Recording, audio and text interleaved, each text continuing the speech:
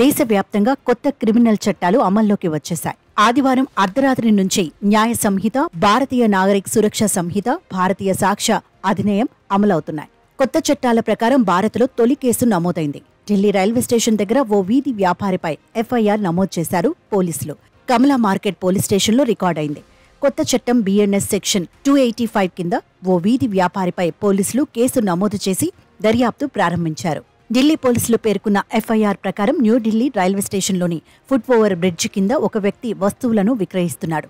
అతడు బీహార్లోని బఖ్తియార్పూర్ నివాసి అని ఎఫ్ఐఆర్ ద్వారా తెలిసిందే. నిందితుడి పేరు పంకజ్ కుమార్ అని పోలీసులు పేర్కొన్నారు.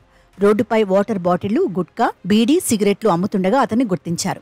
పెట్రోలింగ్ పోలీసులు అక్కడి నుంచి వెళ్లిపోవాలని చెప్పారు. తాత్కాలిక దుకాణం వల్ల ట్రాఫిక్కు ఇబ్బందులు ఎదురవుతున్నట్లు తెలిపారు. మరో చోటు తన వ్యాపారం పెట్టుకోవాలంటూ సూచించారు. పోలీసుల మాటను పంకజ్ కుమార్ పట్టించుకోలేదు. అతను వినిపించుకోవడం లేదని ఎంత చెప్పినా ప్రయోజనం లేదనుకున్నారు పోలీసులు. సాక్ష్యాలుగా వీడియోను రికార్డ్ చేశారు. తర్వాత ఆ వ్యాపారిపై కేసు నమోదు చేశారు. మధ్యప్రదేశ్ రాజధాని భోపాల్లోని హనుమాన్గంజ్ పోలీస్ స్టేషన్లో ఇదే బిఎన్ఎస్ కొత్త చట్టం కింద ఎఫ్ఐఆర్ నమోదైంది.